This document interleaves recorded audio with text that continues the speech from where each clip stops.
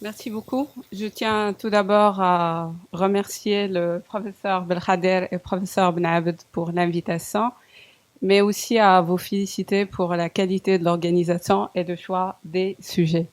Il m'a été demandé de traiter le must de la nutrition entre 2018 et 2019, quoi de neuf. Je commence déjà ma présentation par cette citation qui laisse un peu à réfléchir. Thomas Edison, il y a bien 100 ans, avait dit que les médecins de l'avenir ne sauront plus traiter le corps humain avec des médicaments, mais plutôt pour guérir et prévenir les maladies de la nutrition. Et je juge qu'on est bien là au jour d'aujourd'hui. J'ai choisi de traiter des nouveautés d'ordre épidémiologique, diagnostique, thérapeutique et un peu d'innovation en matière de nutrition. Et je commence ma présentation par le rapport publié le rapport mondial de nutrition publié dans sa 5e édition en 2018. Donc ce rapport, il souligne l'inquiétante prévalence et le caractère universel de la malnutrition. La malnutrition, elle ne touche pas seulement les pays sous-développés, les pays en voie de développement, mais bien les pays aussi développés. Donc presque tous les pays sont touchés par la malnutrition. Il parle surtout de trois fardeaux, à savoir le retard de croissance chez l'enfant de moins de 5 ans et l'anémie chez la femme en âge de procréer, le surpoids et l'obésité chez l'adulte. Parmi les 141 pays qui disposent de données sur ces trois fardeaux, on peut trouver qu'il y a 30 pays déjà qui siègent en Afrique. Donc, pour un peu résumer ce qui a été dit dans ce rapport, le 1/3 des femmes en âge de procréer, ils sont anémiques. Le 1/3 des adultes, ils sont en surpoids ou en obésité. 20 millions déjà des nouveau-nés à la naissance, ils sont en insuffisance pondérale. Et 150 millions d'enfants, ils souffrent d'un retard de croissance dont le 1/3 siège en Afrique. Pour résumer, donc l'ensemble des experts, ils encouragent la population à augmenter l'allaitement, à augmenter la consommation des fruits et des légumes et réduire la consommation de céréales raffinées. Je juge qu'on connaît tous ça. Toujours dans le côté épidémiologique, il y avait en 2018 la publication du rapport mondial sur nutrition et cancer. En fait, durant ce rapport, les experts, qu'est-ce qu'ils ont fait? Ils ont fait une recherche systématique de la littérature concernant plusieurs facteurs de nutrition et le risque d'apparition de cancer. Ils ont évalué les mécanismes plausibles et ils ont évalué le niveau de preuve de risque jugé convaincant, probable, suggéré ou non concluant. Les études, c'était des études cohortes, des études cas témoins, mais il y avait aussi des méta-analyses aussi. Entre 2017 et 2018, il y avait des revues systématiques de la littérature concernant 4 types de cancers et les experts, ils sont ressortis avec 10 recommandations applicables à tous les pays à travers le monde. Donc, ils ont conclu que l'obésité, le surpoids, l'obésité, le surpoids et la consommation de viande rouge et transformée, mais aussi les compléments alimentaires riches en bêta-carotène, il augmente le risque de cancer, tandis que l'allaitement, l'activité physique et la consommation d'aliments végétaux, il diminue ce risque. Il y avait aussi la publication de tableaux évaluant les facteurs qui peuvent augmenter ce risque. Par exemple, on pourra voir sur cette slide que le surpoids et l'obésité augmentent le risque de cancer de l'œsophage, du sein, de l'endomètre et du rein, avec un niveau de preuve quand même assez convaincant. Concernant les facteurs diminuant le risque, il y a seulement l'activité physique qui a été jugée comme un facteur convaincant concernant le cancer du côlon. Mais il y avait aussi une relation assez convaincante pour diminuer le risque de surpoids et l'obésité, c'était surtout la marche. Passons actuellement aux actualités diagnostiques. Dans le même optique, il y avait la publication des critères diagnostiques de dénutrition par le groupe GLIM, c'est le Leadership Group Initiative on Malnutrition. Donc, ces experts, ils se sont réunis en fait à Madrid en 2018 et ils ont lancé un cri d'alerte. Pour eux, la dénutrition, elle est assez fréquente. La dénutrition, elle est pernicieuse. Pourquoi? Parce que souvent, par le clinicien, elle est considérée comme un symptôme qui accompagne une maladie aiguë ou chronique, alors que ce n'est pas le cas. Et pour le clinicien aussi, ça va guérir avec la résolution de la maladie, alors que ce n'est pas le cas. Donc, on est en train de parler de dénutrition alors qu'on est en 2019. Donc, dénutrition, des éléments simples pour le clinicien pour poser le diagnostic. Il y avait déjà des critères de la Haute Autorité de Santé en 2003 qui ont suscité beaucoup de critiques. Ce sont des critères qui étaient clinico-biologiques.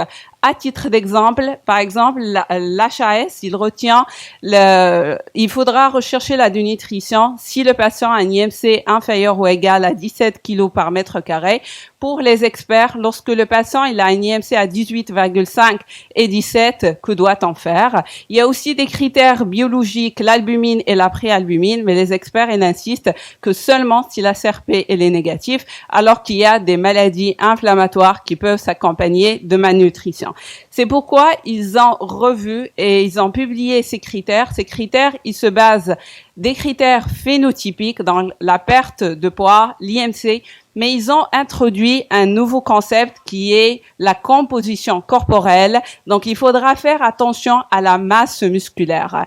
La masse musculaire, si le clinicien il se permet, on pourra l'évaluer par l'impédance-mètre ou l'absorptiométrie, mais il y a aussi des éléments anthropométriques simples, à savoir la mesure du pli cutané qui pourra nous donner une idée indirectement sur la masse musculaire, la masse grasse, associée à des critères étiologiques, à savoir la réduction de la prise alimentaire ou des situations cliniques associées à une inflammation. Donc, il faudra penser à chercher la dénutrition chez ces patients.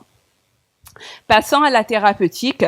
Donc, il y avait la republication de l'étude Predimed. En fait, c'est une étude qui a été publiée déjà en 2013, mais qui a été retirée de New England Journal à cause de problèmes de randomisation. Cette étude, il concernait notre régime méditerranéen supplémenté en huile d'olive extra vierge ou bien en fruits à coque mélangés et la prévention primaire des maladies cardiovasculaires. C'était une étude randomisée menée en Espagne concernant 7447 patients.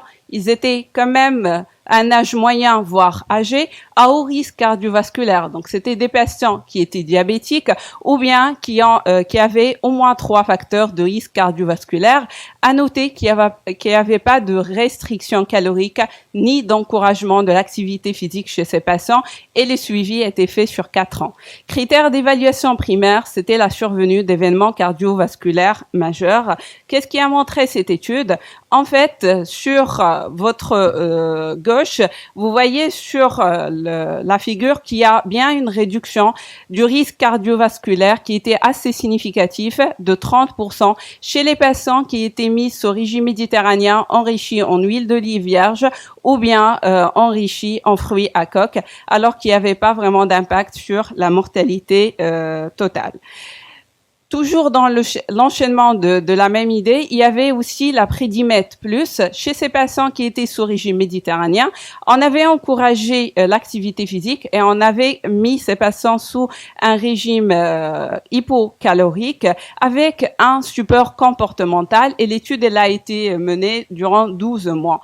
Critères d'évaluation primaire et secondaire étaient la perte pondérale et l'impact sur les marqueurs de risque cardiovasculaire. Donc, chez le premier groupe, il y avait bien une perte pondérale assez significative et cette perte pondérale était maximale après 12 mois. Contrairement à la plupart des études, on constate une perte pondérale maximale après 6 mois et après, ça se maintient en plateau. côté aussi thérapeutique, il y avait lors du congrès l'European Society, il y avait une conférence du docteur Robertson sur le jeûne intermittent aussi qui suscite des questions actuellement. Il a commencé sa conférence par dire est-ce que c'est une réalité ou bien c'est une mode, en sachant qu'il y a plus de publications de livres que de publications scientifiques sur PubMed concernant ce sujet. Donc, vous savez tous que le schéma du jeûne intermittent, il y a le jeûne complet où le patient y prend des aliments non caloriques ou bien le jeûne hydraulique. Il y a la restriction d'énergie intermittente. Donc, le jour du jeûne, on diminue l'apport kilocalorique de 20% ou bien 600 kilocalories et l'alimentation en temps restreinte, c'est-à-dire le patient il jeûne entre 14 heures et 16 heures avec une alimentation qui est limitée dans le temps, moins de 12 heures. Donc, pour le docteur Robertson, il y avait très peu d'études d'intervention dans la littérature et les études étaient peu cohérentes, difficile vraiment de retirer des conclusions consistantes. Et sa conclusion globale que le jeûne intermittent semble démontrer un avantage métabolique par rapport à une simple réduction de l'apport énergétique, mais actuellement, la plupart des données sont encore dans des modèles de rongeurs avec nécessité de plus d'études cliniques chez l'être humain. Je finis ma présentation par innovation en matière de nutrition, juste pour dire qu'il y avait une étude menée par le PwC en France, qui est un réseau d'entreprises spécialisées dans les audits et le conseil pour les entreprises.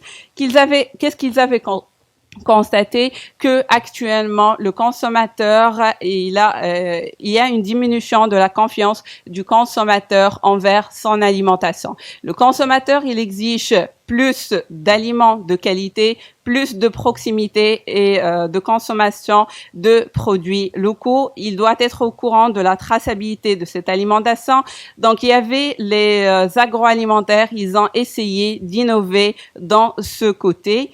Et pour finir, qui sera le consommateur de demain? Donc, le consommateur, c'est un consommateur qui est désireux de retourner aux sources. C'est un consommateur qui est limite burn-out, qui vit une vie à 100 kilos par heure, avec besoin de personnalisation. Et on parle actuellement de plus en plus de la nutri-génomique. Et je finis ma présentation par cette citation d'Hippocrate qui dit que ton alimentation soit ton seul médicament. Et je vous remercie.